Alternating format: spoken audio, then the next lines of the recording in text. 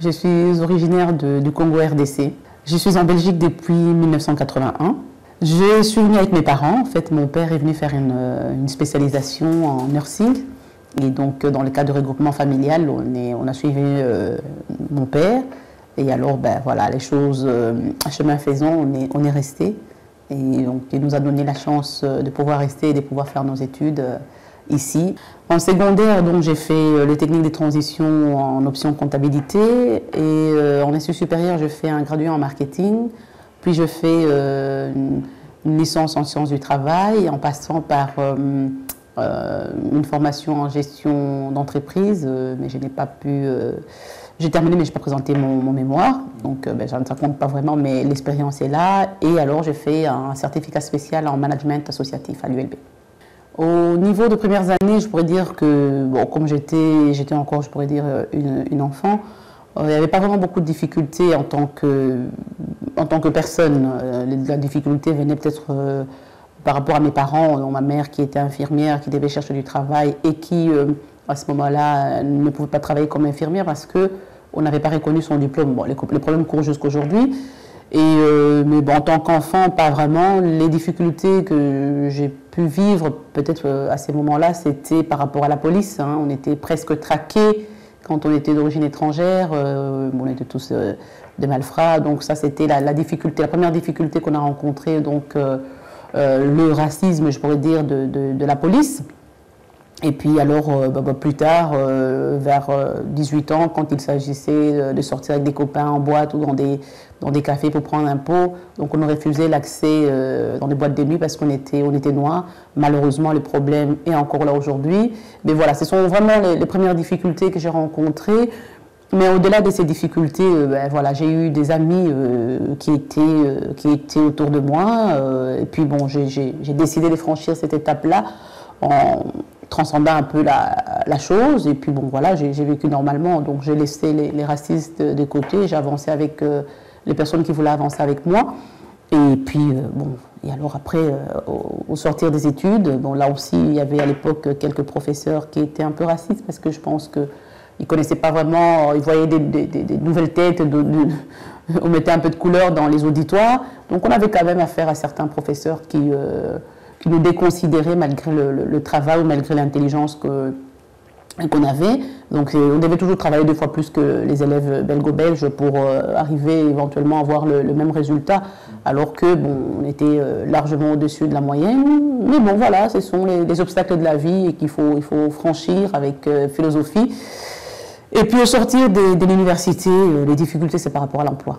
Par rapport à l'emploi, étant d'origine étrangère, donc voilà, beaucoup de refus de la part des chefs d'entreprise ou des employeurs, tout simplement parce qu'on est étranger.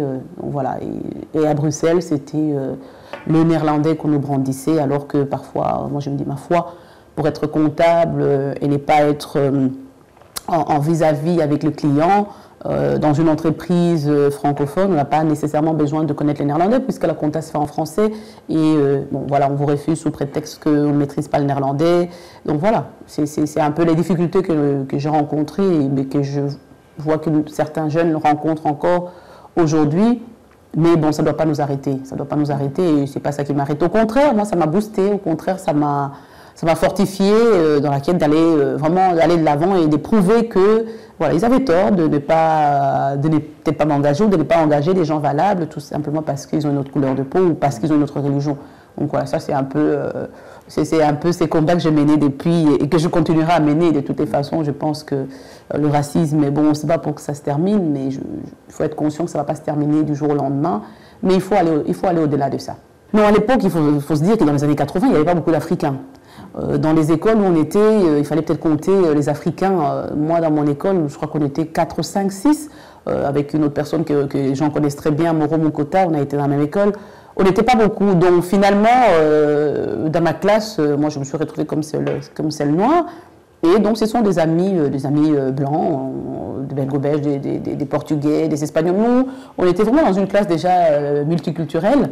Et donc c'était vraiment cette bande d'amis que j'ai salué au passage, Florentina, Carlos, Sylvia, Mustapha, André. Donc voilà, c'était tous ces mondes-là, en fait, tous ces amis blancs avec qui j'étais, qui m'ont soutenu. Je me rappelle On était dans une boîte ici à la Grand Place. On a refusé que j'entre.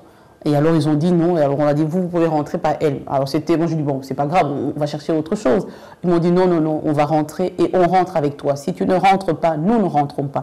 Et ce sont mes amis en fait qui se sont chamaillés avec les videurs. Et moi je rigolais parce que je me disais bon voilà, mais c'est pas grave, il y a d'autres boîtes, donc on va pas rentrer dans des boîtes minables où les gens sont racistes, autant mieux aller ailleurs où on va mieux s'amuser. Donc ce sont ces amis-là en fait qui étaient vraiment en avant-plan pour lutter contre le racisme qui sévissait à l'époque.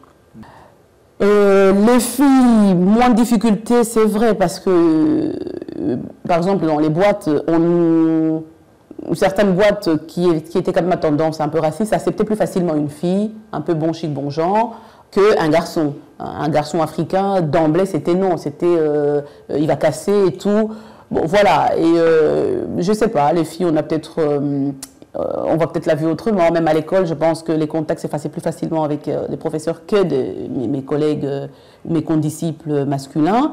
Oui, en tant que fille, j'ai eu moins de difficultés dans ma vie quotidienne. Mais en tant que fille, j'ai eu plus de difficultés quand j'ai embrassé ma carrière, politique, oui. Parce que là, au niveau de l'Afrique, bon, j'ai eu des difficultés. Les hommes n'ont pas accepté que je puisse m'engager comme ça en politique. Et bon, ben, en tant que femme, dans le milieu de travail, voilà, là c'est difficile aussi parce que bon, on est toujours moins considéré, il n'y a pas toujours cette égalité des chances. Au niveau du travail, les hommes ont plus de chances, enfin les garçons avaient plus de chances de travailler comme comptable que de voir une fille débarquer comme ça, en plus d'origine étrangère, qui demande un poste de comptable. Oui, au niveau de l'emploi, les filles ont un peu plus de difficultés, sauf si elles s'engageaient dans des branches telles que les sciences infirmières, les sciences sociales. Donc là, il y avait moins de difficultés. Mais aller dans les branches, dans les sciences économiques et tout ça, oui, c'est vrai que les filles ont rencontré un peu plus de difficultés pour l'emploi. Et bon, maintenant, il y a toute la politique de l'égalité des chances. Mais bon, entre la fin des études et mon engagement politique, j'ai travaillé comme aide comptable, alors que j'avais un diplôme de comptable. J'ai travaillé comme aide comptable, faute de mieux. Je dis, il faut toujours franchir comme ça les obstacles. Il ne faut pas avoir peur de commencer petit, hein, même si on a un grand diplôme, même si on a de l'expérience. Mais voilà, il faut prendre ce qui se présente dans un premier temps, sans pour autant s'ébrader. Donc moi, j'ai été engagée comme aide comptable, mais j'ai fait le travail d'un comptable et tout. Et c'est à l'intérieur, c'est dans le mouvement interne que j'ai pu gravir un peu l'échelon d'être considéré comme comptable. Et donc voilà, j'ai fait ça et en même temps aussi j'ai fait beaucoup d'humanitaire au niveau de l'Afrique dans le cadre de renforcement de centres médicaux et renforcement, enfin le soutien aux jeunes filles et aux femmes. Et ici aussi, j'ai travaillé beaucoup avec les jeunes. J'ai donné un coup de main au Carrefour des jeunes africains de Maman Mouadi. Il y a eu, voilà, j'étais un peu dans le social aussi. J'ai travaillé beaucoup avec les jeunes, avec ma sœur Stella. On avait créé à l'époque une association qui s'appelait Stella Events, en fait, qui prenait en charge les jeunes filles africaines qui étaient en difficulté sur le plan culturel.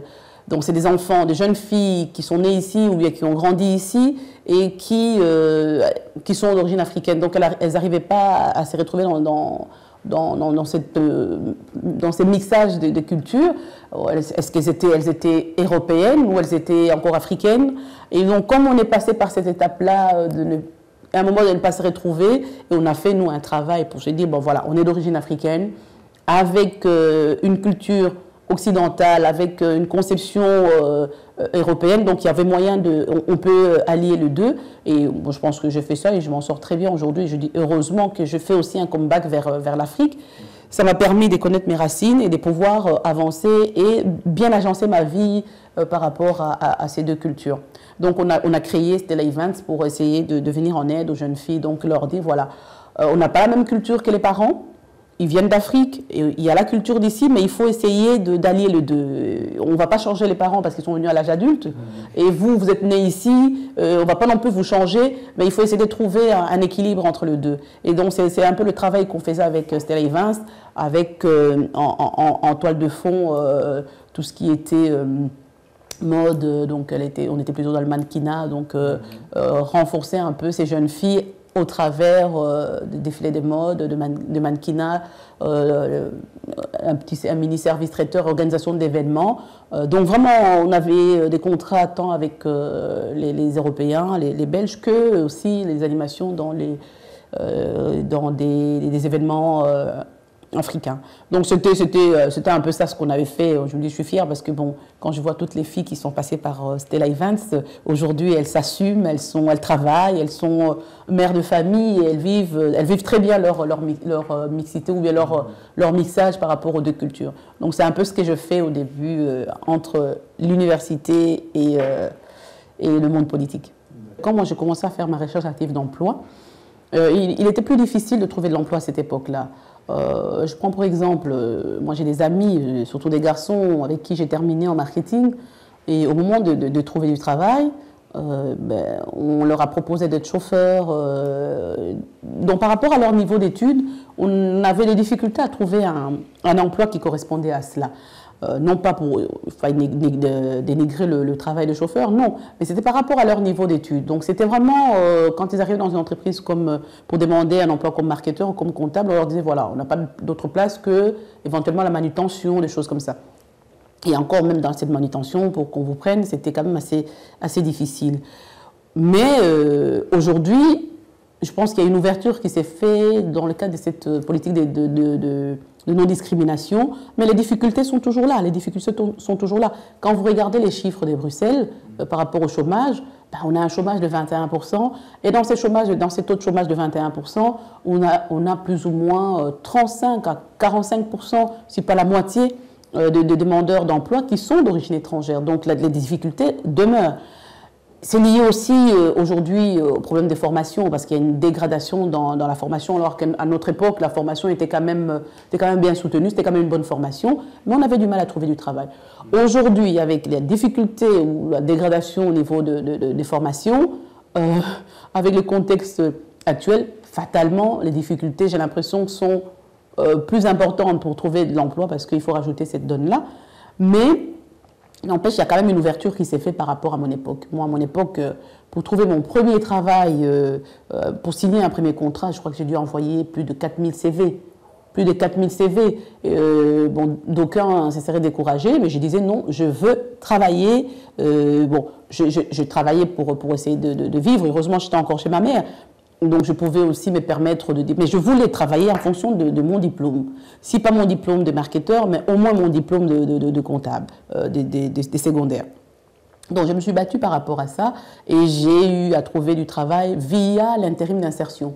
Donc, on avait un coach qui suivait. Et donc, c'est grâce à cette filière-là d'intérim d'insertion que j'ai trouvé mon premier contrat d'employé pendant 2 ans. Et puis après, bon, voilà, j'ai bien travaillé et j'ai pu signer mon contrat par moi-même. Mais bon, c'est vrai que c'était difficile à mon époque de trouver du travail par rapport à son niveau et parce que aussi le racisme latent qui était là ne permettait pas. Mais aujourd'hui, il y a des mécanismes, il y a la loi, mais les mentalités n'ont pas vraiment changé. Je vous ai dit, problème des formations, donc maintenant on rajoute ça et ça fait que... Mais bon, on a quand même des difficultés, nos jeunes ont quand même des difficultés à trouver de l'emploi, mais en même temps, je leur dis, voilà, si vraiment on se donne, si vraiment on tient à travailler, il y a quand même du travail. On voit aujourd'hui dans des banques, on a des Africains qui travaillent dans des banques, on a des Africains qui travaillent dans la fonction publique, on a des Africains qui sont à la poste. Donc il y a une ouverture qui se fait, mais même s'il y a cette ouverture qui s'est faite, il y a toute la difficulté du marché de l'emploi qui est là, qui fait qu'il y a ces freins. La problématique de l'intégration des Africains dans l'emploi, si on fait la comparaison avec les populations maghrébines et les populations turques, on voit qu'ils sont arrivés en effet après l'immigration africaine, arrivés dans les années 60, les Marocains et les Turcs dans les années certains 60, mais après les Africains. Mais il faut se dire que les Marocains sont venus dans le cadre d'un contrat d'emploi, ils sont venus massivement dans le cadre d'un contrat d'emploi. Or, les Africains qui venaient ici, très peu en fait avaient l'ambition de rester. Tous les Africains qui étaient venus ici, la majorité en tout cas, c'était dans le cadre d'une spécialisation en vue d'un retour préalable au pays.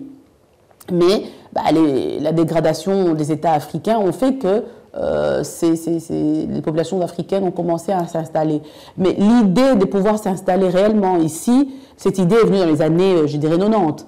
Mais avant, tout le monde avait l'ambition de travailler. Qu'est-ce qui se fait? Qu'est-ce qui s'est passé? Bon, voilà, on a eu des parents, des papas qui sont venus, qui ont commencé à faire une spécialisation. Et puis, ils ont fait une deuxième spécialisation, une troisième spécialisation, toujours en vue de rentrer au pays. Donc, on a tous, enfin, du moins, même ma génération, on a baigné dans cette ambiance-là du retour au pays. Donc finalement, on ne s'est pas vraiment investi dans la recherche d'emploi active ici. Mais dans fin des années, début des années, je dirais même milieu des années 90, là, on a pris conscience que voilà, on ne va plus rentrer, il faut commencer à chercher. C'est ce qui fait qu'entre-temps, les autres, les Marocains, les Turcs, ont occupé les postes. Et donc nous, on est arrivé un peu en retard où les postes étaient cadenassés. Je vous dis par exemple à la STIB. La STIB, ils sont là depuis des années. Nous, on commence à rentrer. Alors, ils se sont assis, ils ne vont pas laisser la place à d'autres. Donc, quelque part, j'ai dit, on s'est pris un peu en retard. Mais je me dis, il n'est jamais trop tard. Mais non, on s'est pris en retard. On est une population qui est surqualifiée. Donc, la plupart des Africains font en tout cas des études. Vous savez, il y a une étude de l'ULB qui a démontré que les Africains, en tout cas, s'orientent vers les études. Malheureusement, la nouvelle génération ici commence un peu à délaisser. Mais sinon, la deuxième génération, les gens qui ont une trentaine d'années, une quarantaine d'années, ce sont des gens qui ont, de toutes les façons, en tout cas, je dirais sur 100%, 80% ont un diplôme. Ont un diplôme du niveau supérieur ou universitaire et ne sont pas sur le marché de l'emploi parce qu'il y a déjà eu une masse des Maghrébins et des Turcs qui occupaient ces postes-là. Donc, c'est à nous de pouvoir réellement occuper ces marchés, de pouvoir dénoncer en fait ces faits de discrimination. On dit discrimination positive, moi on parle en termes de discrimination, il n'y a pas de discrimination positive. Bon, c'est à nous de pouvoir percer ces marchés, de dire voilà, on existe, on est là, les études démontrent. Et en plus de ça, je me dis, on est quand même la troisième communauté et il ne faudrait pas qu'on nous laisse en marge par rapport aux autres. Il faudrait aussi des politiques adaptées à ce type de population, comme on a fait par rapport aux Maghrébins, par rapport aux Turcs. Donc on a fait des politiques pour leur permettre de pouvoir occuper des emplois. Donc il faudra à tous les moments reprendre toutes ces politiques-là, les adapter aux Africains pour aussi permettre aux Africains de pouvoir être sur le marché de l'emploi. Autre chose, je me dis, en matière d'emploi, il y a aussi toute cette partie de l'entrepreneuriat d'origine immigrée. Donc on voit qu'énormément, on a des magasins, il y a beaucoup de professions libérales dans les tissus communautaires africains, des avocats, des médecins. Donc voilà, il faudrait aussi qu'on mette en place des moyens comme ce qui se fait en Flandre pour pouvoir accompagner en fait, ces starters, ces gens qui commencent la création d'entreprises et qui emploient aussi d'autres Africains. Il faudrait non seulement une meilleure reconnaissance et il faudrait aussi les accompagner parce que, bon, ils essaient faute d'emploi, ils essaient de créer, quand ils le peuvent, des entreprises, des petites et moyennes entreprises. Et donc, il faudrait un accompagnement pour que demain, ces entreprises deviennent de grands et deviennent des employeurs potentiels ici. Et ça permettra en fait, d'avoir une visibilité par rapport à la communauté. Mais il faut se dire que c'est parce que nous avons intégré le marché de l'emploi en retard, alors que le marché était déjà, je pourrais dire, saturé par d'autres populations. Je pourrais dire, je ne suis pas rentrée en politique comme ça. Ce sont les matières que je suivais depuis longtemps. Moi, c'est depuis la deuxième secondaire que je suivais la politique, que ce soit en Belgique, mais plus en France, et la politique africaine. C'est ça qui m'a motivée. J'ai quasiment suivi tout le parcours de la guerre du Liban. Je voulais comprendre un peu les soubassements de cette guerre-là. Et c'est dans le cadre de mon cours d'actualité qui n'existe plus malheureusement aujourd'hui, en fait, le goût de la politique est venu. Et j'ai été dans le mouvement de jeunesse politique. Donc à l'époque, on n'était pas nombreux. Je vous dis, je pourrais dire, j'étais peut-être la première black, la première noire à être dans des mouvements de jeunesse politique. Et parce que je me rappelle, quand j'étais dans ces mouvements, j'étais toute seule. Mais bon, voilà, c'est tout ça qui a fait que, ben c'est le combat. Enfin, j'ai toujours décidé, j'ai toujours dit que je n'accepte pas qu'on prenne des décisions nécessairement à ma place. Moi, je veux aussi prendre des décisions, je vais dénoncer ces faits de racisme, je vais dénoncer ceci, je ne suis pas d'accord avec ça, mais bon, voilà, où est-ce qu'on peut aller dire qu'on n'est pas d'accord avec ça si c'est dans la sphère politique? Et c'est ça qui m'a conduit tout naturellement à prendre une part active dans la politique. C'est plutôt... bon, moi j'étais aussi activiste, hein, donc les dictatures, je les ai combattues, la dictature de Mobutu, j'étais dans toutes les manifestations contre l'Iran, enfin bon, j'étais dans toutes les manifestations. C'est cet activisme-là qui... et puis je me suis dit, bon, à force de le dire et sans être dedans, ben voilà, on peut crier, on va crier, mais bon, on ne fait pas la pluie ni le beau temps, mais c'est dedans. Et c'est tout naturellement qu'un ami qui connaissait un peu cette envie, cette passion m'a dit, mais voilà, pourquoi est-ce que tu ne prends pas carrément une carte au lieu d'être au balcon? Il faut être là, il faut être là. Et ben voilà, c'est comme ça que j'ai décidé, fin 99, de prendre la carte au FDF. Et depuis lors, voilà, depuis 11 ans, ben voilà, c'est ma passion que je vis comme ça au quotidien chez Vie au Corps et qui me pousse de continuer ces actions, et je pense que je mourrai dedans. Quand j'étais à XL, en fait, j'allais de temps en temps dans les réunions du PS. Mais je pense que comme tous les Africains, on a tendance à se dire, oui, voilà, le Parti socialiste, c'est la solidarité un peu comme nous on vit à l'Afrique. Mais finalement, c'était pas, quand j'étais dedans, c'était pas ça. C'était, ben voilà, c'est aussi du libéralisme hein, là-dedans, c'est aussi... voilà, j'évite déchanter parce que c'était pas la vision que j'avais moi du socialisme que j'ai confondu peut-être à tort avec la solidarité. Et puis ça m'a pas plu. Et quand j'ai entamé mes études de sciences économiques à Louvain-la-Neuve, bon, j'ai été voir le cercle des étudiants libéraux, mais c'était à l'ULB plutôt. Et bon voilà, peut-être la formation académique dans les sciences économiques m'ont poussé plutôt vers le libéralisme. Et donc je suivais les jeunes libéraux d'Ixelles toujours avec M. de Meyter. Et puis après, bon, je suis partie, mon père ne voulait pas d'abord les études, et puis je suis partie terminer mes études à Mons, donc j'avais un peu laissé la politique de côté. Mais bon, j'avais été déléguée de mon école, j'étais dans tous ces mouvements-là. Et finalement, il y a un ami qui m'a dit, écoute, eh ben, j'ai discuté toujours sur la politique, je suivais la politique, et alors il m'a dit, mais écoute, ben voilà, viens. Et alors là, en fait, c'est lui, comme il était au FDF, il m'a invité à participer à une réunion du FDF.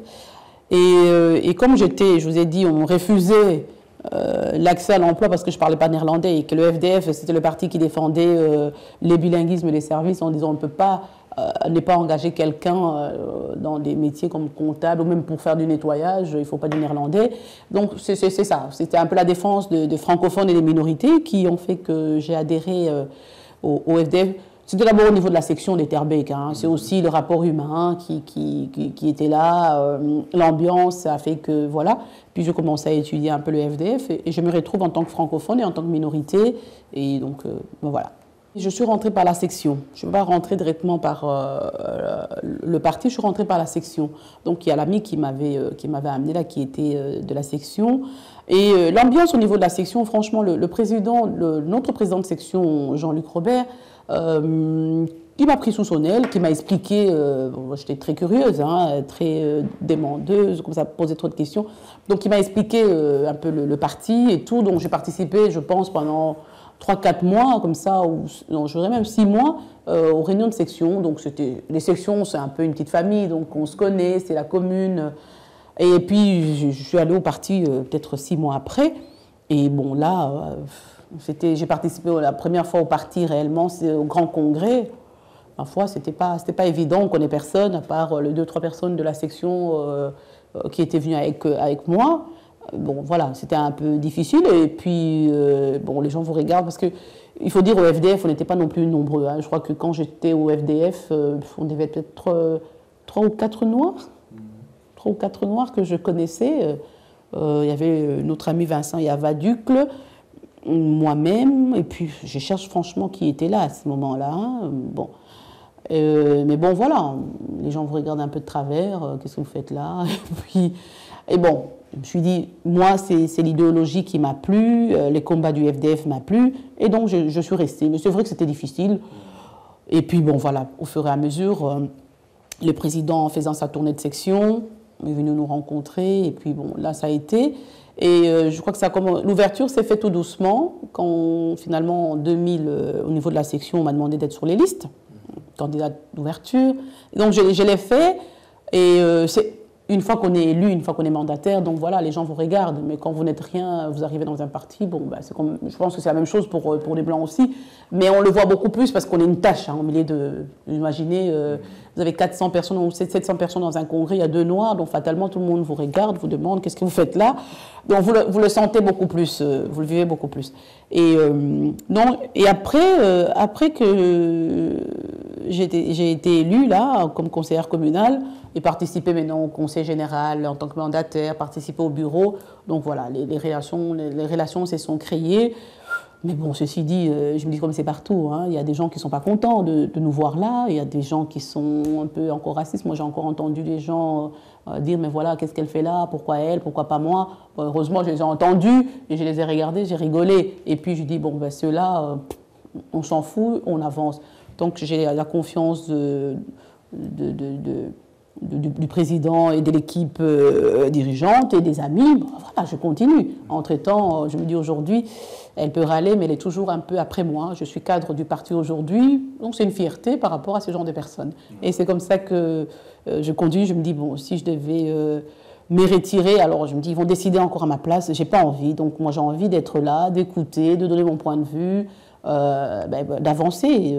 Voilà, on est au Parlement aujourd'hui, c'est de faire des propositions, de ramener aussi, au-delà de l'aspect général des choses, de ramener aussi la problématique de la communauté africaine, parce que si on ne les ramène pas nous, il n'y a personne qui va le ramener ici au Parlement. Donc aujourd'hui, il y a des matières sur lesquelles on travaille qui touchent principalement la communauté africaine. Je parle des phénomènes des bandes urbaines, la drépanocytose, donc l'anémie-SS, personne n'a entendu parler de ça ici. On en parle, l'excision. Donc voilà, ce sont des matières que, parce qu'on a une sensibilité africaine qu'on peut ramener ici. Si on n'est pas là, il n'y a personne qui va le ramener. Et puis voilà, ça va continuer comme ça. Moi, j'étais en Grèce en voyage de noces et on m'appelle pour me dire que j'étais nommée secrétaire d'État et donc j'ai dû même écourter mon voyage pour revenir. Donc c'était quelque chose d'assez important, mais en même temps, c'est très réaliste dans la mesure où je disais que c'était une nomination symbolique aussi au départ. Et il y avait aussi d'autres Africains. Je me dis, comme je pose toujours la question à mon président, il y avait des gens qui étaient là, qui étaient beaucoup plus valables, qui avaient plus d'expérience au niveau. Pourquoi moi? Il me dit, voilà, c'est par rapport à ton engagement, c'est par rapport à ton intérêt au parti, pourquoi pas. On doit aussi promouvoir des candidats d'ouverture, voilà, pour montrer aussi un peu ton intégration et notre acceptation. Donc c'était aussi une nomination symbolique. Moi, j'ai eu des journalistes français qui m'ont dit, oui, mais c'est la symbolique, c'est pas... J'ai dit non, la symbolique est là. Si cette symbolique peut servir demain à d'autres, que ce soit dans d'autres partis ou que ce soit dans d'autres sphères, mais tant mieux, je veux bien servir de cette symbolique-là, même si c'est difficile. Et je ne regrette pas d'avoir fait ça parce qu'aujourd'hui, on voit, il y a un engouement au niveau des Africains à s'engager en politique. Et j'espère, moi j'ai vraiment une parenthèse, j'espère que c'est par idéologie et non pas tout simplement par rapport à l'appât des gains, parce qu'il n'y a pas beaucoup de gains là-dedans, c'est plus de travail qu'autre chose. C'était des moments très difficiles. Beaucoup de gens ne le savent pas, on vous voit là sur les projecteurs, mais c'était très difficile. Très très difficile parce qu'on m'a mis beaucoup de peau de banane, déjà en interne par rapport à certains membres de mon cabinet qui n'ont pas voulu, peut-être par rapport à ma personnalité, peut-être parce qu'ils étaient jaloux, parce que je ne sais pas s'ils étaient racistes ou quoi. J'ai eu des gens au niveau de mon cabinet qui n'ont pas apprécié cette nomination et qui m'ont mis dans des difficultés. Qui m'ont mis dans des difficultés parce que j'étais novice aussi, donc il fallait apprendre le métier. Les temps d'apprendre le métier, en politique, il faut l'apprendre très vite, les temps d'apprendre le métier et de pouvoir mettre en place des actions, mais c'était écoulé un petit temps et c'était difficile, tant au Parlement aussi. Mais bon, j'ai quand même eu beaucoup de soutien de la part des autres parlementaires, notre chef de parti, les chefs de groupe, qui m'a beaucoup aidé. Il y a aussi la famille libérale du Nord. Certains membres de l'OpenVLD m'ont beaucoup aidé dans le fonctionnement. Et voilà, je me suis dit c'est difficile. Il m'est arrivé de rentrer à la maison et de pleurer, de me dire mais enfin, qu'est-ce que qu'est-ce qu'on m'a donné là? C'est un cadeau empoisonné. En même temps, je me disais le matin, non, même si c'est un cadeau empoisonné, j'ai une responsabilité par rapport à la communauté. Il faut que je continue, je ne dois pas lâcher ça, je dois aller jusqu'au bout. Ça permettra, moi j'aurais vécu des moments difficiles, c'est une expérience, hein, mais cette difficulté me permettra de pouvoir de reculer pour mieux sauter. Et donc avec ça, fort de cette expérience-là, maintenant je sais voir, j'ai pu étudier le comportement de l'homme politique dans l'action, dans le feu de la... Et donc ça me permet aujourd'hui de relativiser beaucoup de choses. Et c'est que je garde de cette période-là, j'ai perdu une partie de ma personnalité. Parce qu'en même temps, il fallait concilier sa vie de femme, de moi-même en tant que Gisèle. Il fallait répondre aux desiderata du parti, répondre aux desiderata de la famille politique, répondre aux desiderata de la majorité. Parfois, on pouvait être contre une décision ou contre un projet, mais le fait d'être dans la majorité, on doit éventuellement accepter. Donc, j'ai un peu perdu parce que j'ai voulu me préserver. Et donc, j'ai perdu un peu de ma nature que je commence à récupérer maintenant au Parlement en étant beaucoup plus libre. Parce qu'au Parlement, je peux dire quelque part ce que je veux. Et donc, je suis beaucoup plus libre et je suis à nouveau en train de me reconstruire. Donc, c'est quand même une période que les gens qui sont à l'extérieur trouvent ça merveilleux. C'est merveilleux parce qu'il y a eu ce combat-là. Mais j'ai beaucoup perdu de moi-même. Et bon, Dieu merci, je suis comme le phénix. Je renais toujours de mes cendres, donc je suis en train de me reprendre. Et puis donc, et j'ai fait mon boulot aussi beaucoup. Mais j'avoue qu'aujourd'hui, sincèrement, je préfère être parlementaire que d'être ministre. C'est très difficile de mettre une ministre, hein, donc je préfère vraiment... et surtout que j'avais pris ce métier, enfin j'avais pris cette nomination sans expérience. Moi, je n'étais que conseillère communale, donc c'était encore la politique au niveau local. C'était même pas la politique au niveau du Parlement. Je connaissais rien du fonctionnement du Parlement, rien du fonctionnement d'un conseil des ministres. Donc je suis arrivée là, comme ça il fallait. Et donc tout ça, il fallait apprendre sur le tas. Et j'aime autant vous dire que c'était des moments difficiles. Oui. Mais très, très prenant, oui. Et très, très bien. Je recommencerai. Hein. Si on me demande d'y aller aujourd'hui, vraiment les yeux fermés, j'y vais. Parce que j'ai cette expérience-là. Mais si on me dit de choisir entre être ministre et être parlementaire, je vous avoue encore pour la législature prochaine, je préférerais être encore parlementaire vraiment pour m'aiguiser et puis après y aller sans problème. Mais voilà, mais c'est prenant et c'est passionnant. Les gens placent beaucoup d'espoir dans leurs semblables. Hein. Je me dis, je prends l'exemple aujourd'hui des États-Unis, tous les Noirs pensaient que les choses allaient s'arranger. C'est vrai que quand on est de l'autre côté, on ne voit pas vraiment le fonctionnement d'une structure et on a l'impression que la personne est là pour... Donc quand je disais aux gens que je suis d'abord là pour les personnes handicapées, donc c'était ça ma compétence, les personnes handicapées, la famille, dont je n'avais pas de compétences en matière sociale ou en matière économique ou en matière de logement, mais on avait toutes les demandes. Par exemple, les gens qui venaient demander du logement, alors que ce n'est même pas des matières du fédéral, c'est au niveau des régions, au niveau des communes. Donc tout cela, il fallait expliquer et les gens ne comprennent pas toujours. Et donc moi, quand je suis arrivée au cabinet, donc j'ai créé une cellule pour s'occuper que des problèmes, je pourrais dire, sociaux. Mais donc j'ai mis une personne africaine pour pouvoir en fait suivre ces matières. Mais les déceptions de part et d'autre, je suis sûre que beaucoup de personnes ont été déçues parce que bon, peut-être on m'a pas vu tout le temps, mais comme j'ai dit, le travail qui est là, on parle d'intégration aujourd'hui, on parle d'une image positive. Et le travail que j'avais à faire, c'est de pouvoir aussi travailler là pour démontrer que nous sommes capables. J'ai dit à l'université, il fallait travailler 2 fois plus pour montrer que ben voilà, on peut avoir le même résultat que mon collègue peut-être belge, qui lui est peut-être moins intelligent que moi, mais je dois travailler 2 fois plus. Et donc c'était exactement dans ces systèmes que j'étais, où il fallait travailler. Donc, et puis en plus, on arrive le matin, on ne sait jamais à quelle heure on va rentrer, il y a des réunions. Mais notre communauté voulait absolument que je sois là, je pourrais dire 24 heures sur 24 pour eux. Or, ce n'était pas possible.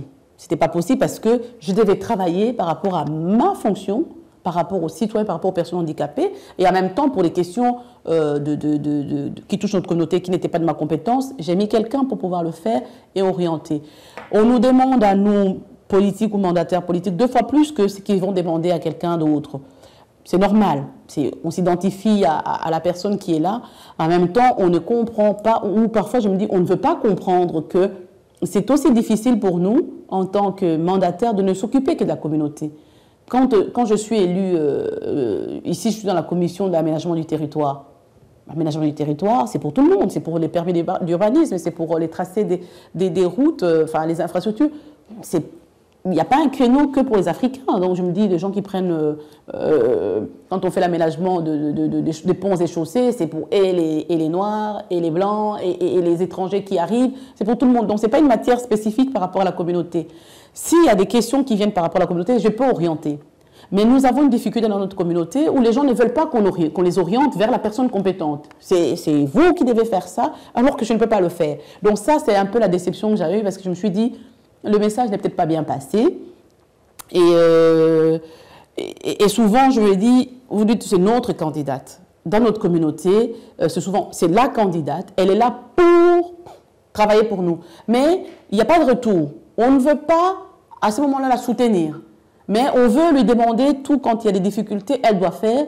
Mais quand il faut la soutenir, on ne va pas soutenir. Moi, j'ai eu des gens qui ont préféré soutenir des candidats flamands sur des listes flamands que de soutenir une candidate d'origine étrangère. Ou que ce soit moi ou que ce soit notre frère Bertin. J'ai eu des gens dire non, moi je ne vote pas pour vous, je vais voter pour un flamand. Mais les mêmes personnes, quelques mois après, sont revenues vers nous pour nous demander éventuellement de suivre un dossier de naturalisation, de suivre ceci. Donc à un moment, je me dis, on ne sait pas faire la part des choses. Nous sommes là, c'est vrai, on peut porter les problèmes, les questions de la communauté, mais aussi on a besoin que cette communauté nous porte. Et on peut aussi se renvoyer la balle comme ça en disant, voilà, on ne se sent pas assez porté par notre communauté. Contrairement aux candidats maghrébins, moi, quand je sillonne les rues, pendant la campagne avec mes collègues maghrébins ou turcs, par exemple, quand je suis sur le marché d'Escarbet, quand vous donnez votre tract, ou même quand un candidat belgo-belge donne son tract à des candidats, parfois, à des citoyens parfois turcs, ils vous disent, nous, on a déjà notre candidat. On a notre candidat, et ils vous citent le nom de leur candidat. Mais chez nous, c'est très rare. C'est très rare. Alors qu'aujourd'hui, la politique, la loi sur les élections permet de voter plusieurs candidats de la même liste. Donc vous pouvez voter pour votre candidat belgo-belge, parce que bon, on ne peut pas demander à tout le monde de voter que pour des étrangers, et non.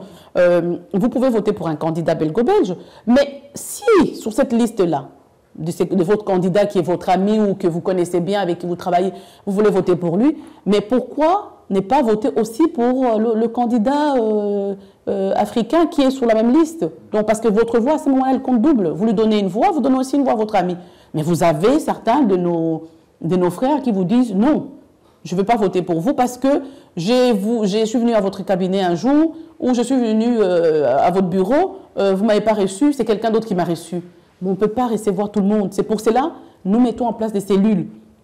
Notre président, je donne l'exemple, notre président Olivier Minguin, nous avons créé au sein du FDF une cellule qui s'occupe de toutes les questions que les personnes posent. Une personne compétente qui est en contact avec les administrations et tout, c'est parce que c'est pas M. Olivier Minguin qui va prendre son téléphone, qui va téléphoner à l'administration, on va dire c'est de l'influence. Il ne peut pas. La loi interdit ça aussi. On a créé une cellule. Il y a une personne qui est chargée, quand il y a des dossiers de logement, qui téléphone, qui suit votre dossier et tout, et parfois votre dossier est décanté, ce n'est pas M. Minguin, c'est lui qui a suivi, et M. Minguin donne son aval. Et il faudrait, à tout le moins, qu'au niveau de la communauté, qu'on comprenne aussi qu'on ne peut pas être là tout le temps. Donc, on a aussi des personnes ressources vers lesquelles on va vous orienter. Et ça se trouve, ils vont mieux résoudre votre problème parce qu'ils sont formés pour ça. Moi, je suis aujourd'hui formée pour aller interpeller le ministre au Parlement par rapport à tel dossier. Mais mon dossier, il doit être préparé par mon collaborateur. Enfin, on doit le préparer avec mon collaborateur qui, lui, doit téléphoner au niveau des administrations pour demander, tiens, telle note, on a besoin d'avoir telle note, c'est pas à moi. Moi, je vais prendre ça, nous allons étudier, je vais transformer ça en question, en interpellation, et je serai au Parlement. Pendant que je suis au Parlement en train de poser la question, par exemple, sur les phénomènes des bandes urbaines, vous voulez me voir à ces moments-là? Mais ce n'est pas possible. Je peux vous dire, voyez mon collaborateur qui a suivi le dossier et qui peut voir. Mais dans notre communauté, on n'accepte pas ça. On n'accepte pas ça. Donc c'est un peu le revers de la médaille. Bon, mais n'empêche, on est là pour vous. Mais il faudrait comprendre que nous sommes là, mais nous avons autour de nous toute une équipe qui travaillent par rapport aux questions. Il ne faut pas nécessairement nous voir, nous, pour penser que votre problème sera résolu. Vous pouvez, si, genre à un moment, tout mon téléphone est public, hein, mon GSM est public, on peut m'appeler quand je ne réponds pas dans l'immédiat, j'essaie de répondre dans les 24 heures, mais je peux vous orienter. Je vous oriente vers la personne qui est capable. Donc ça, il faudrait que la communauté essaye de comprendre ça. Laissez-nous faire le travail. Pourquoi? Parce que nous sommes des pionniers. Aujourd'hui en politique, nous sommes des pionniers. Et donc nous sommes en train de baliser les chemins avec les difficultés que nous rencontrons, les obstacles. Ces obstacles, nous essayons de les aplanir pour que demain, les jeunes qui ont envie de faire cette politique-là viennent et qui trouvent déjà un chemin qui est pratiquement balisé. Donc nous avons beaucoup plus de difficultés que les jeunes qui vont venir ou que les personnes qui vont venir. Aujourd'hui, on a énormément des gens qui sont dans des partis. Je dis aujourd'hui, si vous allez au FDF, il y a énormément de Noirs. Mais j'ai commencé, on était 2 ou 3. Mais est-ce que les gens qui sont là aujourd'hui, ils vivent les mêmes difficultés que nous? Non. Les gens vont vers eux, ah tiens, bonjour, et tout ça. Pourquoi? Parce qu'au préalable, nous avons fait un travail. Nous avons fait un travail d'intégration, nous avons démontré que, bon voilà, on pouvait compter sur nous, on était capable, des choses comme ça. Et ce qui arrive après, ben, les autres, peut-être par transposition ou par analogie, nous voient en eux un peu le travail que nous avons bâti. Ah ben tiens, finalement, ce ne sont pas des extraterrestres, ce sont des hommes comme nous, donc on peut aller vers eux. Donc c'est tout le travail que nous avons abattu. On était, je dirais, 3 ou 4 en 2000. Aujourd'hui, on est nombreux. C'est vraiment le travail que nous avons fait au départ et que nous continuons parce que nous sommes un peu plus loin. Et ce que nous demandons aujourd'hui, en tout cas à notre communauté, à nos jeunes, c'est de nous pousser. Nous sommes un peu vers la porte. Hein.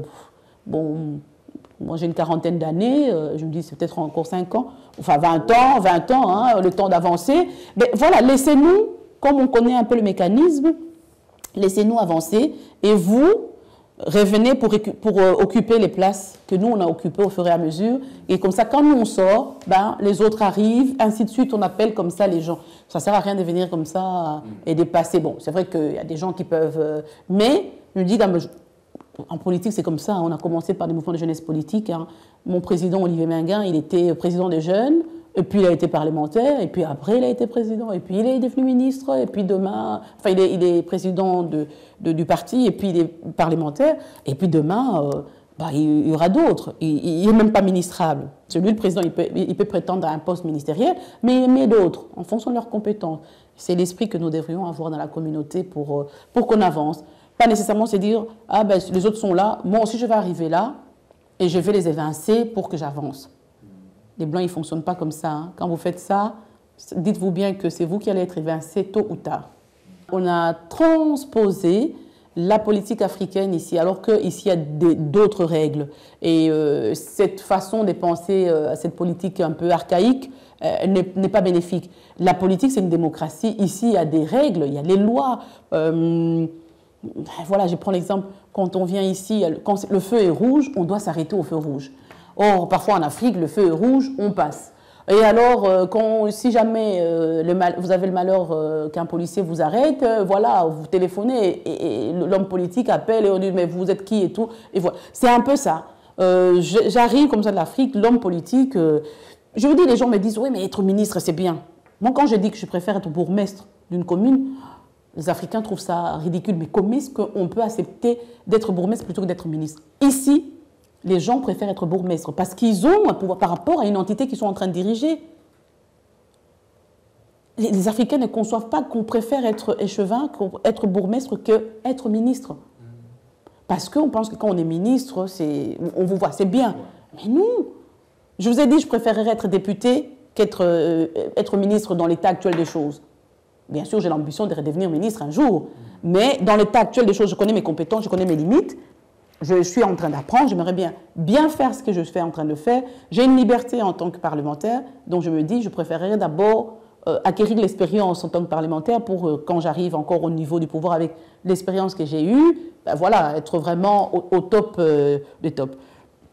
Donc cette conception qui est venue d'Afrique par rapport au mode de fonctionnement du pouvoir politique en Afrique, c'est ce que en fait, les Africains veulent ici. Mais ils doivent comprendre qu'on est en train... les Africains sont en train de demander une démocratie participative. Donc elle passe par la reconnaissance des mécanismes et structures qui existent, par la reconnaissance des lois. Donc si on est dans une structure où il y a des règles établies, nous, on ne peut pas aller au-delà, on ne peut pas passer outre. Parce que si on passe outre, le jour où je prends mon téléphone, je donne un coup de fil à quelqu'un, je tombe sur quelqu'un, peut-être dans un autre parti, il me dit oui, Madame Mandaïla fait du trafic d'influence ici, et voilà, je suis dans le journal, je suis partie. Ça ne va pas être Madame Mandaïla qui va être partie, ça va être, vous avez vu, hein, les Noirs, elle a voulu faire la politique comme en Afrique, et voilà, et c'est tous les Noirs, et il faut compter 10 ou 15 ans pour qu'un autre Noir revienne. Donc nous devons être, on doit être très très attentifs à ce que nous faisons, pour permettre, comme je vous ai dit, moi, on est en train de préparer les chemins pour les autres. C'est un métier difficile, hein, être pionnier, c'est très très difficile. On aurait pu, je vous ai dit, il y a des jours où je rentrais en me disant, bon, je pleure, je me dis, j'arrête, mais non, je regarde, non. Attends, j'ai toute la symbolique, j'ai toute une communauté, il faut que je porte cette communauté-là. J'ai un fils aujourd'hui qui va peut-être demain évoluer dans la même sphère, mais si je ne prépare pas le chemin, il va rencontrer les mêmes difficultés que moi. Je préfère qu'il ne rencontre pas ces difficultés-là. Ben, je continue à aller de l'avant. Donc il faudra qu'on oublie, qu'on arrête en fait de faire la transposition de la politique africaine par rapport à ce qui se vit ici. Les éléments ont joué, le fait d'être femme d'abord, parce que dans la composition du gouvernement, vous savez, avec la politique de l'égalité des chances, il fallait autant d'hommes, il fallait autant de femmes. Donc par rapport aux femmes cadres du parti, ben voilà, on a compté, on a vu les femmes, et puis bon, je fais partie de ces cadres-là, donc il fallait compter aussi avec moi. Mais en plus de ça, le fait que je sois noire, ben ça a joué aussi, donc ça faisait un deuxième argument à mon avantage en disant voilà, c'est une femme, c'est qu'il nous faut une femme, donc c'est une femme.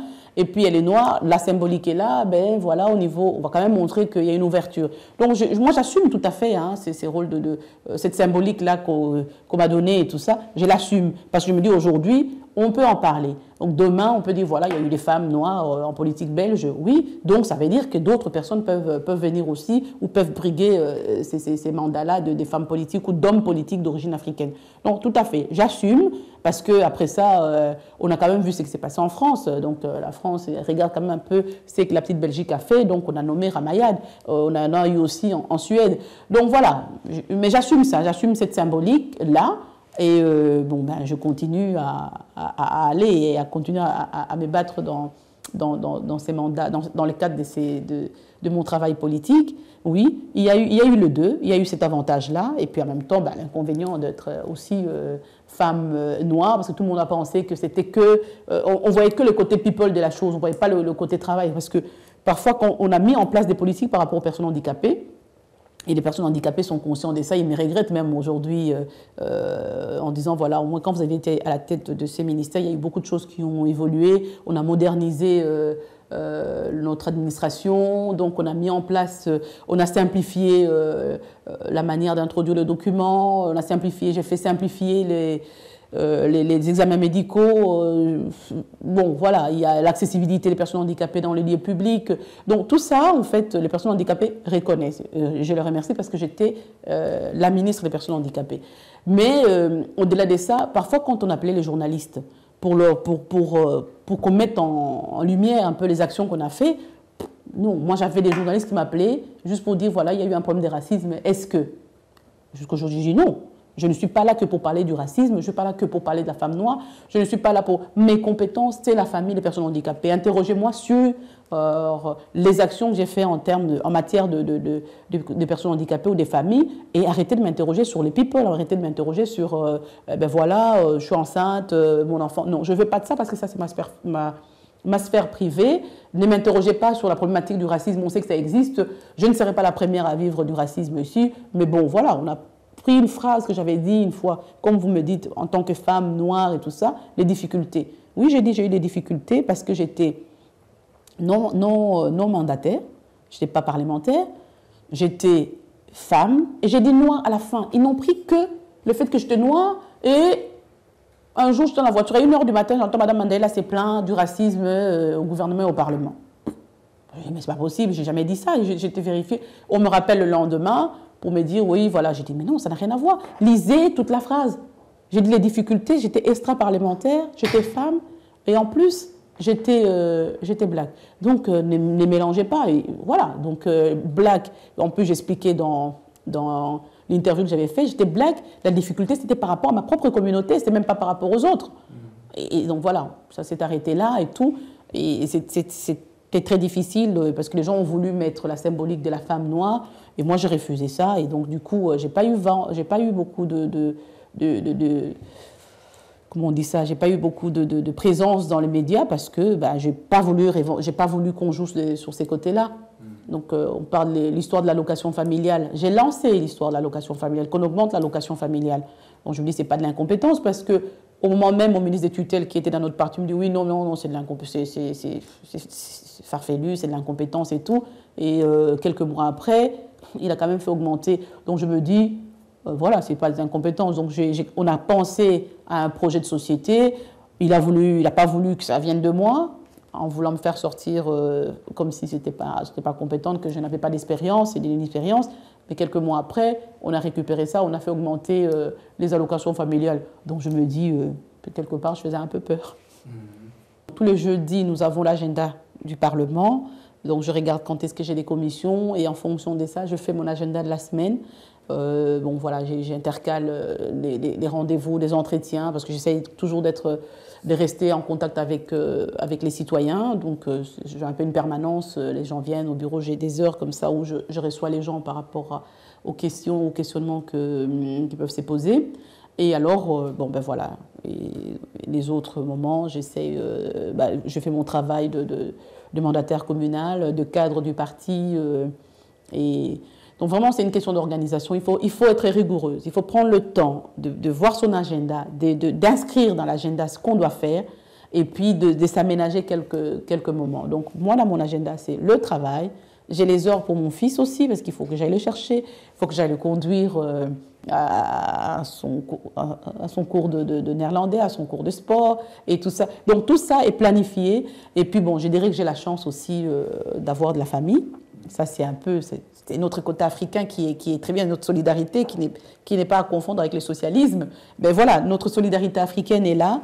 Et donc j'ai ma sœur, ma mère qui m'aide beaucoup par rapport à mon fils, aller le chercher éventuellement peut-être à l'école.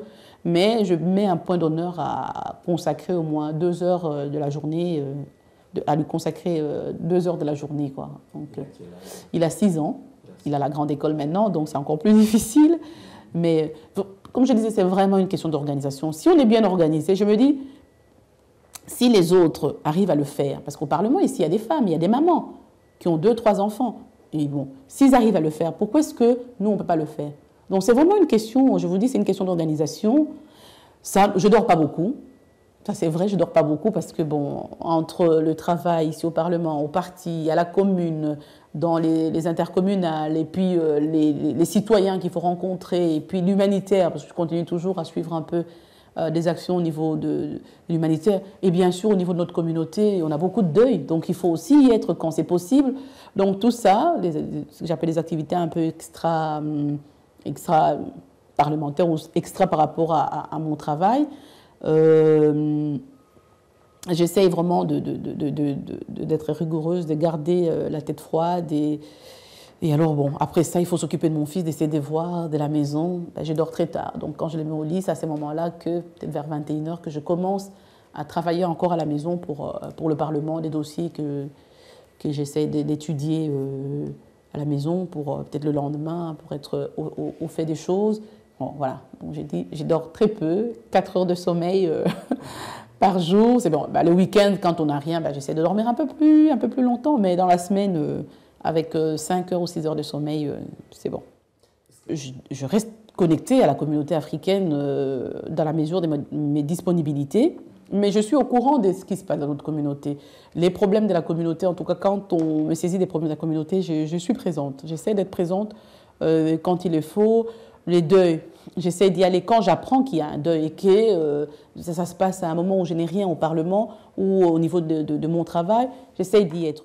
Quand je ne sais pas être au deuil où tout le monde est, peut-être après le deuil, moi je me rends peut-être dans des familles pour leur apporter mon soutien en privé parce que je n'ai pas pu participer au grand deuil.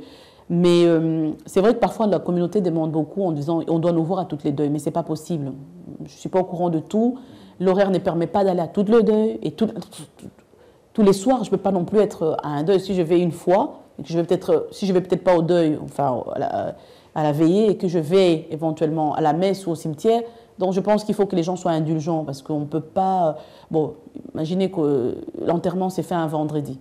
Or, le vendredi, ici, ce sont les plénières. Un vendredi dans la journée, qu'est-ce que je fais?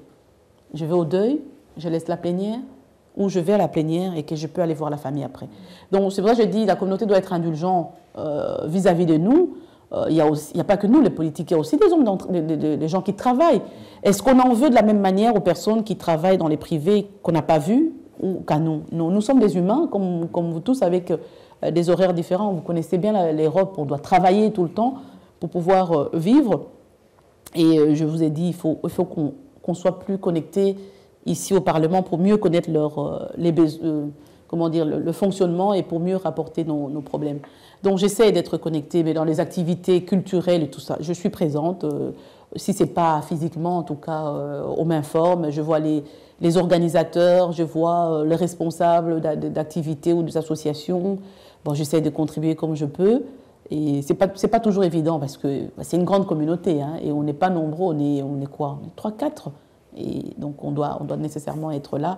Ben, on essaye à la mesure du possible d'être présent, mais je suis vraiment au fait de ce qui se passe dans notre communauté. D'accord. Est-ce qu'il y a une rencontre ou un cadre où les politiciens d'origine africaine, quelle que soit la couleur politique, se rencontrent pour discuter, pour parler de leurs problèmes finalement? Non, malheureusement. Malheureusement, on n'a pas encore un cadre où on peut se voir pour se rencontrer, parce qu'il y a quelques temps où on avait... en fait, la communauté nous a pris en otage et nous n'avons pas été assez intelligents, assez malins que pour être au-dessus de ça.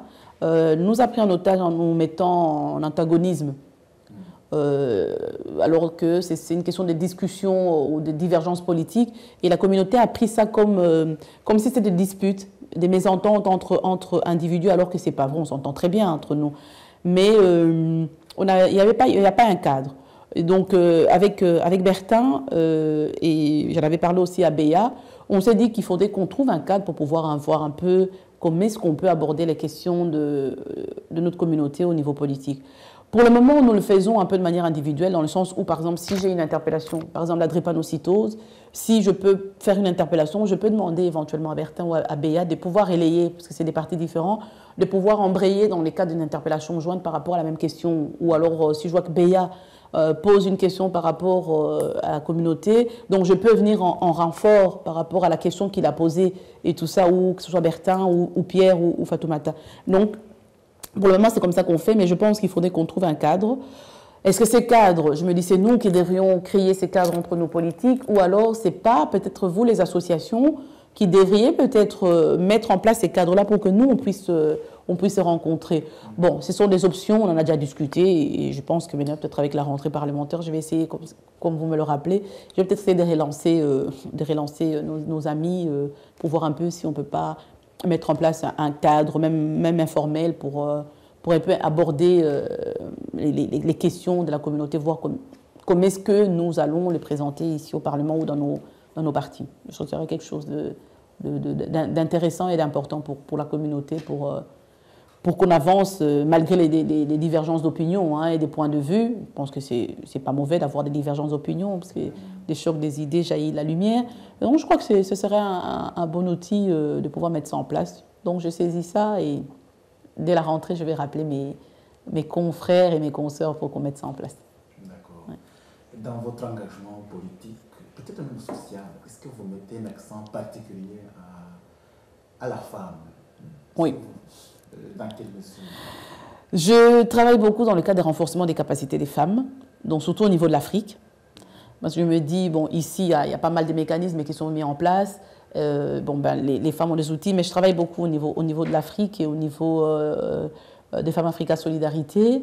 Et donc là, je travaille un peu de manière informelle avec les Nations Unies, parce que je participe beaucoup à des sessions sur le renforcement des capacités des femmes au niveau de New York. Et oui, je pense que c'est un peu, c'est mon créneau, parce qu'en fait j'ai envie que la femme puisse s'émanciper tout en restant femme, femme africaine surtout, qu'elle puisse s'émanciper dans d'autres actions, qu'elle apporte ce qu'elle a de meilleur en tant que femme africaine, mais qu'elle qu'elle avance aussi, qu'elle ne se dise pas que, comme je dis entre guillemets, qu'elle est venue accompagner les hommes. Non, elle a toute sa place. Elle a une dimension tout à fait complémentaire de l'homme. Et donc moi, je travaille à ça. J'aimerais bien, surtout les jeunes filles, j'aimerais bien que, qu'elles soient bien à leur peau, voilà, elles ont leur place dans la société. Mais, comme je dis, je suis féministe, mais pas féministe à outrance, dans le sens où je suis pour l'égalité des chances, mais l'égalité des chances, mais chacun dans sa capacité. Parce qu'on ne peut pas aujourd'hui devenir un homme. L'homme ne peut pas aujourd'hui porter un enfant ou allaiter un enfant. Donc on est femme, on est différent, mais on a des capacités. Il faut renforcer ces capacités-là. On a un cerveau, et si on a envie d'entamer des études d'ingénieur, eh bien, on ne doit pas se priver, on ne peut pas se dire que je ne peux pas le faire parce que je suis une femme.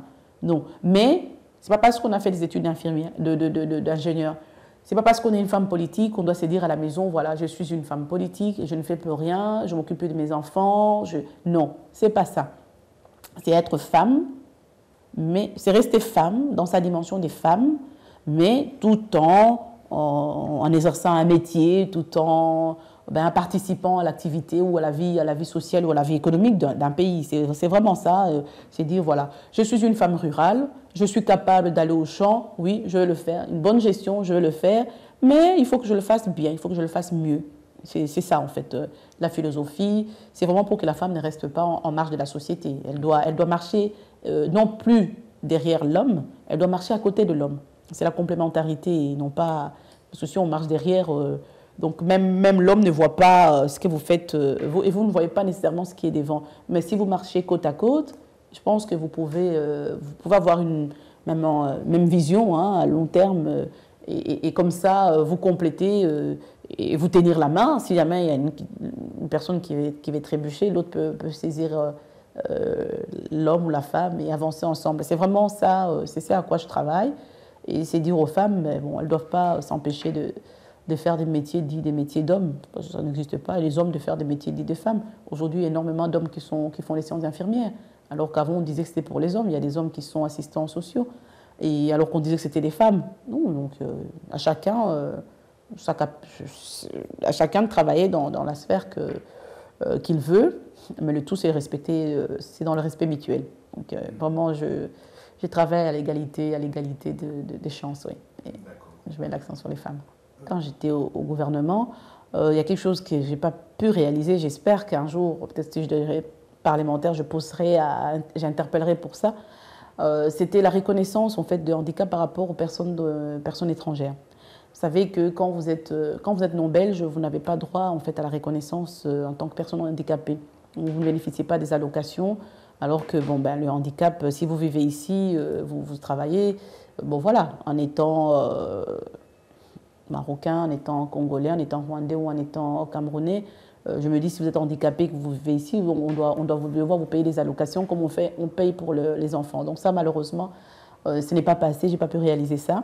On dit, bien sûr, il faut des cadres, il faut que la personne soit inscrite au registre des étrangers, qu'il ait éventuellement peut-être une carte de 5 ans, je ne sais pas, une carte d'un an. Mais j'aimerais bien que, on ne dissocie pas le handicap par rapport à une nationalité. Donc ça, c'était un peu... c'est un grand regret de ne pas pouvoir aider les personnes qui sont dans les difficultés. Et alors, la deuxième chose sur laquelle je suis en train de travailler, c'est... je voudrais mettre en place une fondation, la fondation Gisèle Mandaïla. Je suis en train de me préparer, mais ça prend du temps. C'est vraiment pour renforcer la capacité des femmes, encore une fois. C'est la participation démocratique au niveau de l'Afrique. Parce que je trouve qu'il n'y a pas beaucoup d'unité au niveau des Africains. Même au niveau de l'Union africaine, il n'y a pas vraiment d'unité. C'est vraiment les pays qui viennent avec leurs projets. Et même, par exemple, par rapport à la drépanocytose, qui touche toute l'Afrique noire. Et on n'a pas réussi à trouver un cadre pour permettre en fait, aux pays africains de pouvoir acheter l'hydréa, qui est pour le moment un peu un produit miracle pour les personnes qui souffrent de l'anémie SS. Et il faut qu'on achète ça en grande quantité pour redistribuer ça à bas prix. Comme ici, c'est pratiquement gratuit. Mais au niveau de l'Afrique, ce n'est pas possible. Et les gens meurent encore parce qu'il n'y a pas d'hydréa, alors qu'on peut l'acheter en produit générique en Inde. Et donc, on a fait des demandes au niveau des pays africains de se regrouper en pôles pour pouvoir en fait faire des achats groupés à faible prix pour permettre en fait aux populations de pouvoir bénéficier de ces médicaments. C'est ça qui manque. Ça c'est vraiment ça. Pour le moment c'est un regret immédiat que j'ai et je me dis bon ben voilà la fondation que je voudrais mettre en place dans le renforcement des capacités des femmes et aussi une école de la démocratie participative. Donc ça permettra en fait, peut-être, je ne sais pas, c'est un rêve, et je pense que c'est un rêve que, si Dieu me prête vie en tout cas, c'est un rêve que je vais réaliser, qui me permettra en fait de pouvoir sillonner l'Afrique et de les mettre face à leurs responsabilités et de se dire, voilà, si l'Afrique est dans cet état, c'est quelque part un peu, parce que nous ne voulons pas non plus nous entendre, parce que nous acceptons tout ce qui vient comme ça de l'Occident, comme si c'était parole d'évangile, alors qu'il y a un potentiel, il y a un vivier d'expérience et des capacités au niveau de l'Afrique. Ça, c'est mon rêve. Que vraiment demain, il y ait une unité africaine, comme nos grands hommes l'ont souvent déclaré, Thomas Sankara, Lumumba et tout ça. Donc, ils voulaient une Afrique unie et forte. C'est un peu mon souhait. J'espère que ma petite fondation, qui n'est pas là, qui ne sera pas une fondation comme beaucoup d'autres pour donner, pour faire de l'assistance ou de l'assistanat social, c'est pas ça. Moi, c'est vraiment permettre aux gens de se prendre en charge, d'être face à leurs responsabilités, de pouvoir retrousser leurs manches, de travailler. Et pour ça, il faut un changement de mentalité. Bon, j'espère que ma petite fondation servira à ça. Et c'est vraiment à quoi je travaille sur les volets un peu hors politique. Bien sûr, les politiques, je demanderai un soutien de ces politiques. Mais bon, c'est ça. Et au niveau de la Belgique, c'est un peu cette unité que je souhaiterais au niveau de la communauté, cette unité dans la diversité. On n'est pas très unis et ça nous déforce ici dans tout ce que nous faisons comme action, que ce soit au niveau politique, au niveau économique, au niveau social. Il faut à tous les points vraiment qu'on arrive à avoir cette unité. Est-ce que j'arriverai? Je ne sais pas. Est-ce qu'on arrivera? Oui. Certainement, on arrivera si on est ensemble. Mais moi seule, je ne pourrais pas. Mais bon, c'est vraiment, ça c'est le regret. Si on est dans les regrets, c'est ça. Mais bon, voilà. Ma fondation, quand elle sera mise sur pied, ben voilà, je l'annoncerai. Je suis fière d'avoir été dans ce gouvernement. Je suis fière parce qu'aujourd'hui, je me dis... Je suis fière parce que je ne suis pas seule. Hein. Je pense qu'il faut saluer les autres politiques. Je suis fière parce que aujourd'hui, je vois que par rapport à cet engagement, cette aventure qu'on avait commencé comme ça, en se disant, mais où est-ce qu'on va y aller en 1999, 2000, on se disait, mon Dieu, est-ce qu'on n'y croyait pas trop? On n'y croyait pas trop.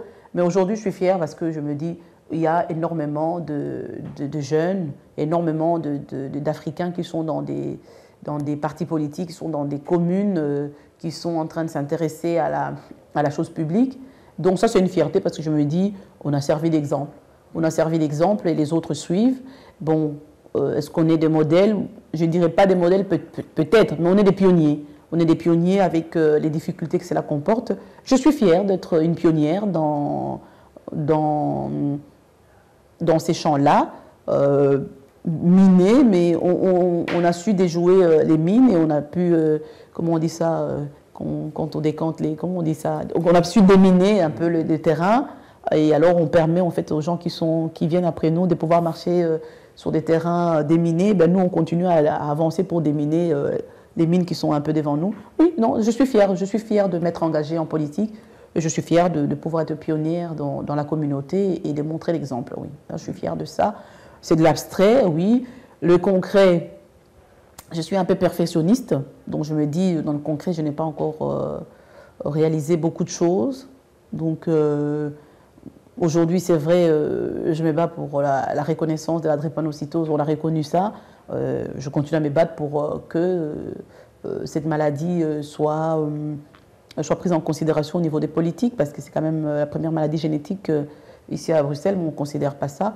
Bon, c'est un combat qui continue. Je suis fière de l'avoir inscrit ici au Parlement. Et bon, il y a peut-être d'autres choses que je ne vois pas dans les médias, Mais bon, je me dis, la fierté est là d'être africaine et de siéger au Parlement ici, même si demain je ne suis pas là, mais je sais qu'il y aura d'autres personnes qui seront toujours là. Donc ces parlements ne sera plus fermé aux Noirs. Et donc voilà, ça c'est une grande fierté de ce que nous avons pu réaliser. Moi je dirais plutôt, tout le monde parle de l'effet Obama, mais tout le monde oublie qu'Obama est venu après nous. Hein. Obama est venu, 5 ans, 6 ans après nous. Donc on peut parler de l'effet Mandela, on peut parler de l'effet Mampaka avant l'effet Obama. Parce qu'on était là. On était là, le regard avait déjà changé. Donc, quelque part, ici en Belgique, c'est vrai, l'effet Obama, c'est un peu du réchauffé parce qu'ils avaient déjà ces deux effets-là ici. Donc, ce n'est pas nouveau pour nous. Mais il est vrai que comme c'est au niveau mondial, cet effet, ça a joué. Ça a joué, mais ce n'est pas grâce à Obama qu'on était déjà là. Nous, on était là en 99, 2000. Hein. Obama est venu après, 2006, je ne sais plus, j'ai plus la date exacte. Donc, voilà, 6 ans après, c'est Obama qui arrive, c'est bien, parce que c'est un président américain, noir américain, et donc on en a parlé parce que c'était une première, mais nous on était déjà bien loin dans cette première, c'est déjà la deuxième fois qu'on y était, donc quelque part, je dirais pour la Belgique, on parlera peut-être de l'effet Mandela, et de l'effet Mampaka, de l'effet Kapompole et tout, donc voilà, mais je ne pense pas que ça a pu changer quelque chose parce que la Belgique est un petit pays qui met du temps avant de prendre de grandes décisions. Mais une fois qu'il a pris sa décision, il avance et puis on ne regarde pas vraiment ailleurs, on avance. C'est dans ces États comme l'Amérique, comme la France, où c'est quelque chose d'extraordinaire qu'on en a fait vraiment, qu'on en a fait une montagne. Mais en Belgique, on était déjà avant-gardiste. Hein, donc je dirais, alors pour les Belges, parlons de l'effet Mandela. D'accord. Moi, je suis connectée à l'Afrique, toute l'Afrique, pas seulement en RDC. Je suis connectée à toute l'Afrique. Et je vous ai dit, j'ai envie de mettre en place une fondation pour une démocratie participative au niveau de l'Afrique. Donc, je vais vous dire que l'intérêt que je porte par rapport à l'Afrique.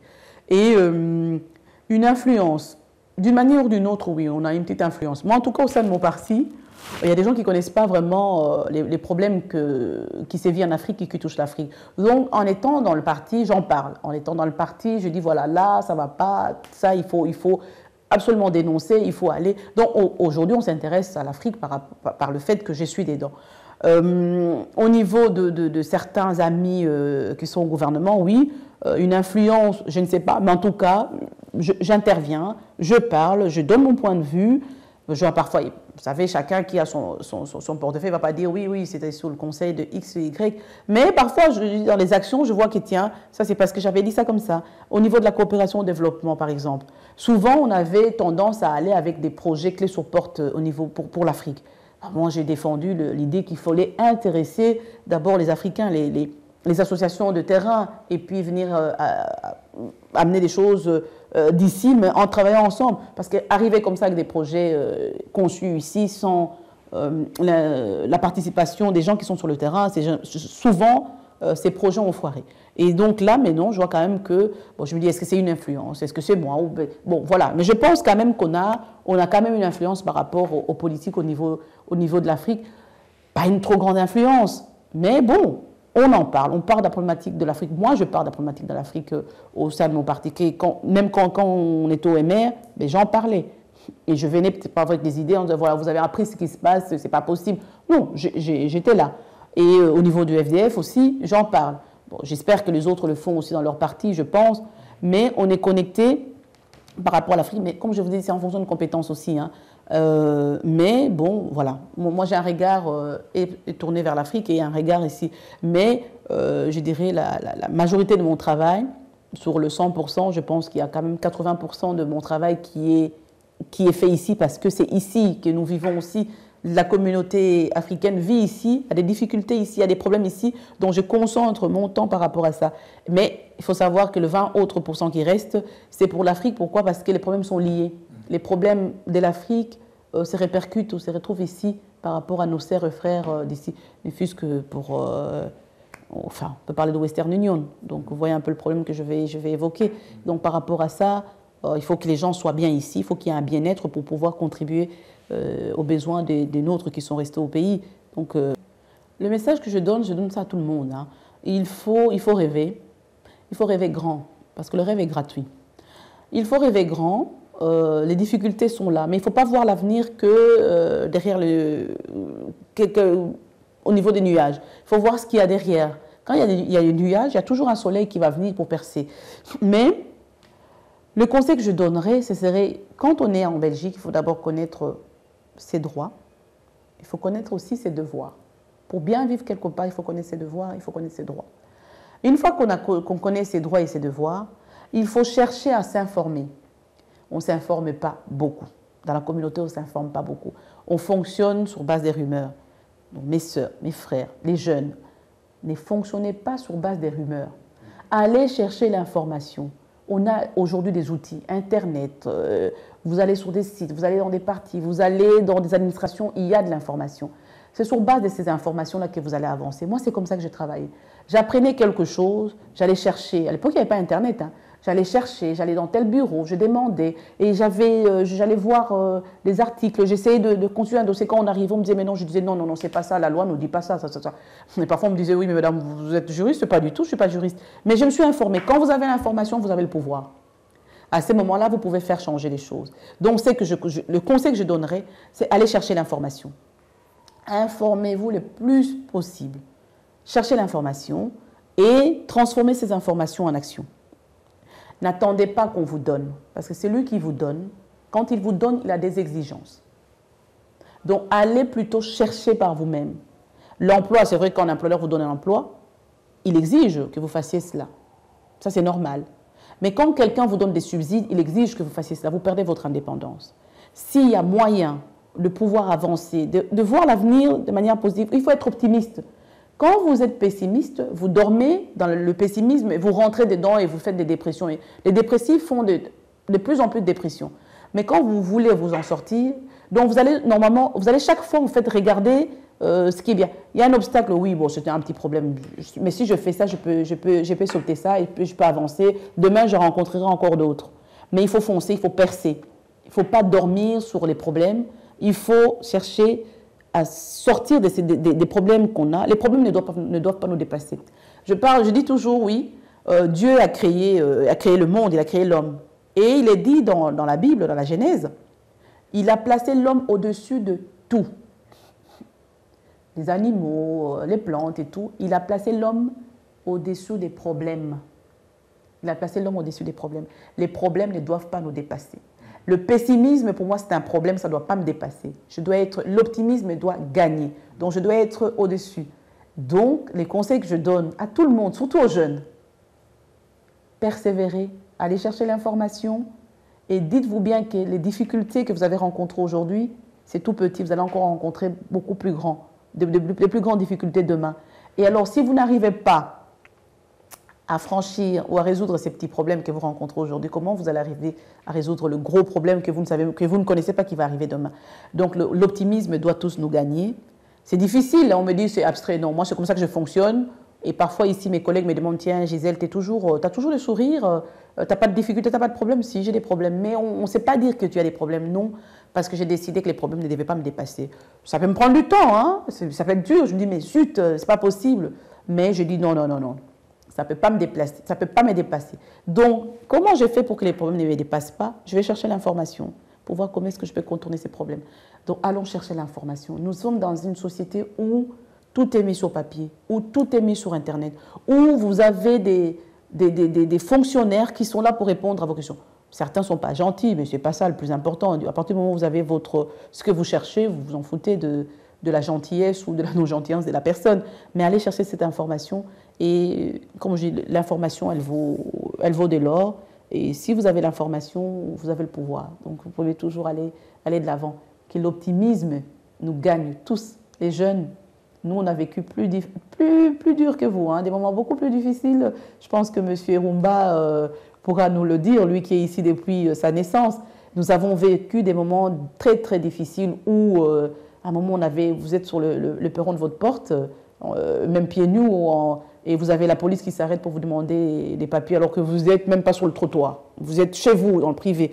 Donc aujourd'hui, moi je vois des jeunes qui sont en train de narguer la police. À mon époque, on ne pouvait pas faire ça. Donc, nous avons balisé, nous avons vécu plus. Moi je me dis, j'ai vécu des moments très difficiles. Mais bon, je suis là aujourd'hui. Et je continue à avancer, hein, les moments difficiles, je vais encore en vivre, mais je vais avancer. Comme je vous dis, les problèmes ne doivent pas nous dépasser. Allez, prenons notre courage et dépassons plutôt les problèmes.